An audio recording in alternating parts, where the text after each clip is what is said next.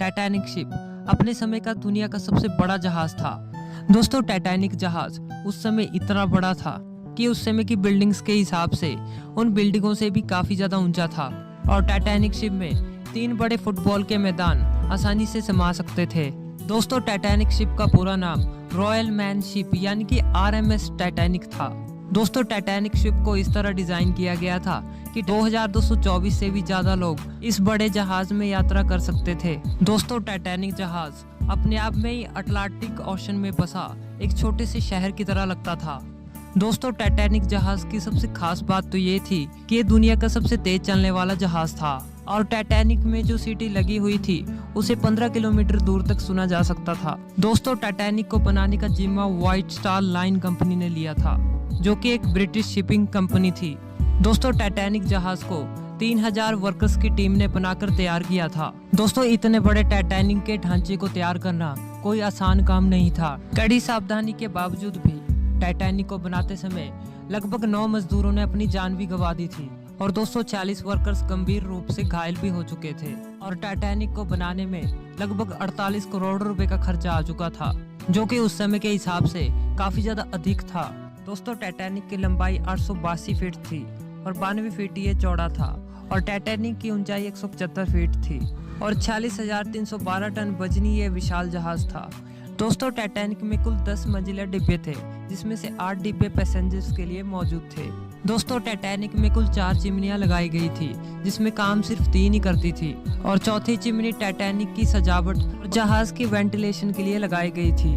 दोस्तों, टाइटैनिक को बनाने वाली कंपनी व्हाइट स्टार लाइन का कहना था कि ये कभी न डूबने वाला जहाज है, लेकिन ये किसे मालूम था कि टाइटैनिक जैसा विशाल जहाज कभी पानी में डूब भी सकता है।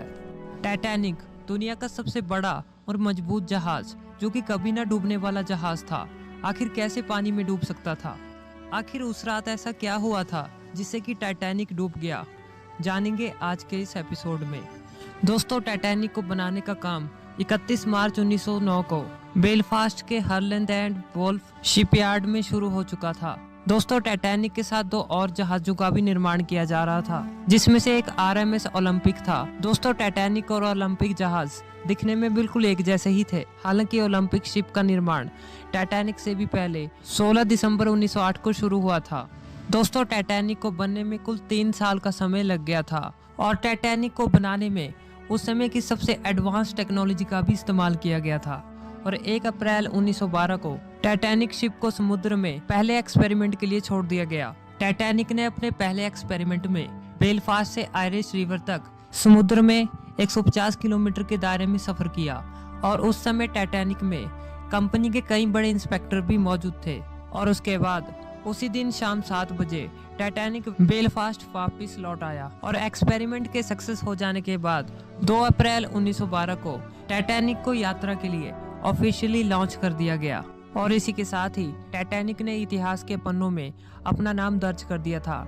दोस्तों, टाइटैनिक शिप अपनी पहली यात्रा से पहले ही काफी ज्यादा पॉपुलर हो चुका था, क्योंकि उस समय में टाइटैनिक का मुकाबला कोई भी जहाज नहीं कर सकता था। दोस्तों, टाइटैनिक में A क्लास, B क्लास और C क्लास के रूम्स मौजूद थे और A क्लास रूम सबसे लग्जरी था। टाइटैनिक में यात्रा करने के लिए फर्स्ट क्लास का टिकट 2.70 लाख रुपए का था, सेकंड क्लास का टिकट 1 लाख रुपए और थर्ड क्लास का टिकट 2000 रुपए का था। इसके अलावा टाइटैनिक में यात्रियों के लिए कई सुविधाओं का भी पूरा ध्यान रखा गया था। दोस्तों, टाइटैनिक के अंदर एक सुंदर सा स्विमिंग पूल भी मौजूद था, जिसमें यात्री आसानी से स्विमिंग कर सकते थे। और डेली योगा करने वालों के लिए टाइटैनिक में एक योगा रूम भी मौजूद था। इसके अलावा एंटरटेनमेंट के लिए स्क्वैश कोर्ट गेम भी मौजूद थी। इसके अलावा नहाने के लिए टाइटैनिक में एक एक्सपेंसिव टर्किश बाथरूम भी मौजूद था, जो कि काफी ज्यादा लग्जरी था। टाइटैनिक में एक एक्सपेंसिव कैफे भी मौजूद था, जिसमें वेज और नॉन वेज में कई प्रकार की खाने की चीजें भी उपलब्ध थी। दोस्तों, फोटोग्राफी करने के लिए टाइटैनिक में एक स्पेशल रूम भी मौजूद था।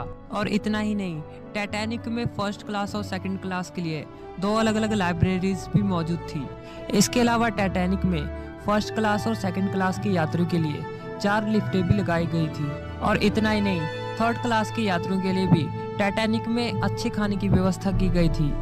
और इसके अलावा टाइटैनिक में सबसे एडवांस इलेक्ट्रिसिटी सिस्टम भी लगाया गया था। दोस्तों, अब टाइटैनिक अपनी पहली यात्रा के लिए पूरी तरीके से तैयार था। दोस्तों, टाइटैनिक की पहली यात्रा इंग्लैंड के साउथहैम्पटन से अमेरिका के न्यूयॉर्क सिटी तक तय की गई थी और टाइटैनिक के कैप्टन एडवर्ड जॉन स्मिथ थे। दोस्तों, ये 10 अप्रैल 1912 का समय था जब टाइटैनिक 2200 यात्रियों को लेकर साउथहैम्पटन से न्यूयॉर्क के लिए रवाना हो गया। दोस्तों, टाइटैनिक में मौजूद यात्रियों में कई अमीर लोग भी मौजूद थे और उस समय का सबसे अमीर व्यक्ति जैकब एस्टर भी टाइटैनिक में मौजूद था। दोस्तों, टाइटैनिक में मौजूद सभी यात्री काफी ज्यादा खुश थे और एक अच्छी जिंदगी जीने के लिए अमेरिका जा रहे थे। और टाइटैनिक में कुछ यात्री ऐसे भी मौजूद थे जो कि टाइटैनिक के एक ट्रिप के लिए ही जहाज में चढ़े थे, पर उन यात्रियों को ये तक मालूम नहीं था कि टाइटैनिक कभी अमेरिका पहुंच ही नहीं पाएगा। दोस्तों, टाइटैनिक में एक दिन में करीब 825 टन कोयले का इस्तेमाल होता था और वो 100 टन राख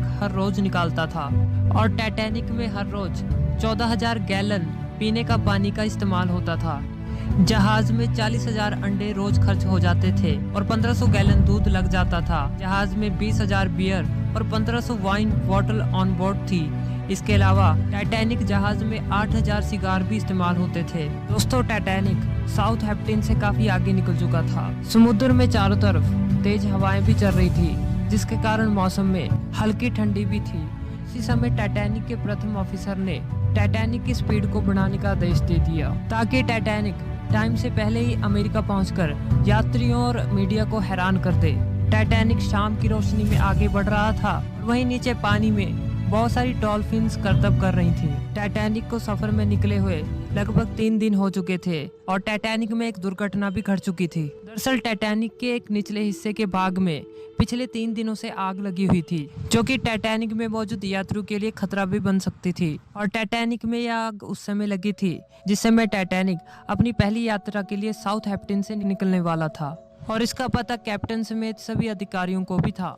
परंतु इसके बावजूद भी यात्रियों को इसकी जानकारी नहीं दी गई, क्योंकि अगर ऐसा किया जाता तो टाइटैनिक की यात्रा को रद्द करना पड़ता और टाइटैनिक के सारे टिकट्स पहले ही बिक चुके थे, जिससे कि कंपनी को भारी नुकसान उठाना पड़ता, जिससे कि टाइटैनिक के इस बड़े खतरे को नजरअंदाज कर दिया गया और टाइटैनिक को अपनी पहली यात्रा के लिए रवाना कर दिया गया। दोस्तों, हालांकि 4 दिन तक टाइटैनिक का सफर बिल्कुल अच्छा गया और टाइटैनिक में मौजूद यात्री भी काफी ज्यादा खुश थे, क्योंकि लोगों को उस समय सबसे लग्जरी जहाज में यात्रा करने का मौका मिल रहा था। और 5वें दिन टाइटैनिक अटलांटिक महासागर की ओर तेजी से बढ़ रहा था। 14 अप्रैल 1912 को रविवार की रात में समुद्र में काफी शांति थी और आसमान में चांद भी मौजूद नहीं था। चांद न होने पर आसमान में घना अंधेरा होने की वजह से टाइटैनिक के कैप्टन को सामने की तरफ दूर का कुछ भी साफ दिखाई नहीं दे रहा था और जहाज के सामने की ओर देखने के लिए टाइटैनिक में दूरबीन भी मौजूद नहीं थी। हालांकि दूरबीन तो मौजूद थी, लेकिन वो लॉकर में बंद थी और उस लॉकर की चाबी जहाज के पुराने अधिकारी के पास थी, जिसे ऐन मौके पर रिप्लेस कर दिया था, जिससे कि वो अधिकारी लॉकर की चाबी देना भी भूल गया था। हालांकि टाइटैनिक के आइसबर्ग से टकराने से पहले टाइटैनिक के कैप्टन को कुल 6 चेतावनियां भी दी गई थी कि टाइटैनिक के रास्ते में कई बड़े बर्फ के टुकड़े मौजूद हैं, जिससे टाइटैनिक कभी भी टकरा सकता है। लेकिन जहाज के कैप्टन को यह लगा ही नहीं था कि टाइटैनिक किसी आइसबर्ग से टकरा भी सकता है। हालांकि उस रात घना अंधेरा होने की वजह से टाइटैनिक के कैप्टन को सामने की तरफ आइसबर्ग दिखाई ही नहीं पड़ा और कुछ ही देर बाद रात तकरीबन 11:40 पर जहाज के 6ठे ऑफिसर जेम्स मूड के फोन की घंटी बजी और टेलीफोन में ऑफिसर को यह बताया गया कि टाइटैनिक जहाज के रास्ते में बड़ा सा आइसबर्ग खड़ा है। इसके बाद ऑफिसर ने तुरंत इसकी जानकारी कैप्टन तक पहुंचाई। तो जहाज के कैप्टन को जब तक इस बात का पता चला तब तक काफी देर हो चुकी थी, क्योंकि टाइटैनिक को आइसबर्ग से टकराने के लिए सिर्फ 35 सेकंड ही बचे थे। जानकारी मिलते ही टाइटैनिक जहाज की पूरी टीम एक्शन में आ गई और उसके बाद क्वार्टर मास्टर रॉबर्ट हिटलेज ने जहाज को बाईं तरफ मोड़ने और इंजन को बंद करने का आदेश दे दिया था और साथ ही जहाज के ऑपरेटर्स को टाइटैनिक को तेजी से पीछे लेने का भी आदेश दिया। लेकिन जहाज के तेज रफ्तार होने की वजह से जहाज को पीछे की तरफ लेना और उसे मोड़ना लगभग नामुमकिन हो चुका था और उस समय जहाज के रडार में भी गड़बड़ी आ चुकी थी। उस रात टाइटैनिक जहाज 39 किलोमीटर प्रति घंटे की रफ्तार से काफी तेजी से आइसबर्ग की ओर बढ़ता जा रहा था और कुछ ही सेकंड्स में टाइटैनिक आइसबर्ग से टकरा गया। टाइटैनिक आइसबर्ग से उस हिस्से से जा टकराया जहां पर टाइटैनिक के निचले भाग में पहले ही आग लगने की वजह से सारा मेटल कमजोर हो चुका था जिसके कारण टाइटैनिक के निचले हिस्से में आइसबर्ग से टकराते ही छेद होना शुरू हो गए, जिससे कि टाइटैनिक के निचले कमरों में धीरे धीरे करके पानी भरना शुरू हो गया। उस समय टाइटैनिक में मौजूद सभी यात्री लगभग सो रहे थे, जिसके कारण कुछ यात्रियों को यह पता ही नहीं चला कि टाइटैनिक आइसबर्ग से टकरा गया है। टाइटैनिक के निचले हिस्से में पानी भरना शुरू हो चुका है। हालांकि उसके बाद टाइटैनिक में मौजूद ऑफिसर्स ने सोए हुए सभी यात्रियों को जगाया और उन्हें लाइफ बोट की ओर तुरंत जाने के लिए कहा। जैसे ही यात्री को ये पता चला कि टाइटैनिक के निचले रूम्स में पानी भरना शुरू हो चुका है, तब यात्री नीचे से जहाज के ऊपर की ओर भागने लगे।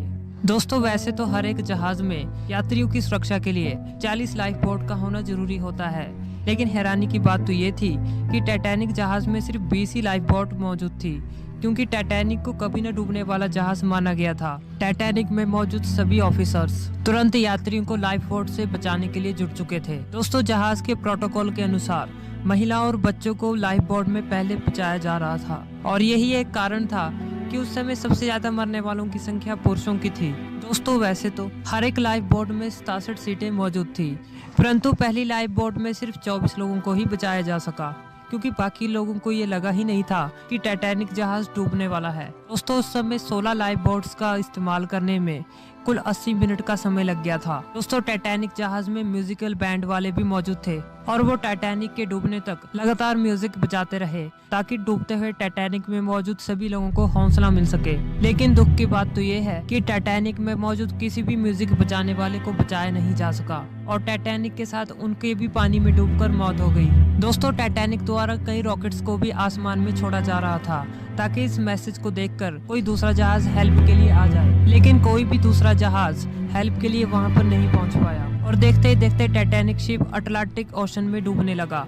दोस्तों, टाइटैनिक के आगे का हिस्सा धीरे धीरे पानी के अंदर जाने लगा और इसके पीछे का हिस्सा पानी के तल से ऊपर उठने लगा, और अधिक भार होने की वजह से टाइटैनिक के बीच से 2 हिस्से हो गए, और 15 अप्रैल को ठीक रात 2:20 में 3 घंटे के अंदर टाइटैनिक अटलांटिक ओशन की गहराइयों में समा गया, और इसी के साथ ही 1500 लोगों ने अपनी जान गंवा दी थी। हालांकि ज्यादातर यात्रियों को लाइफ जैकेट्स भी दी गई थी, लेकिन उस रात अटलांटिक महासागर में जमा देने वाली ठंड थी, जिसके कारण अटलांटिक महासागर का पानी का टेम्परेचर -2 डिग्री तक पहुंच चुका था, जिससे लोगों के पानी में डूबते ही तकरीबन 10 मिनट के अंदर उनकी मौत हो गई।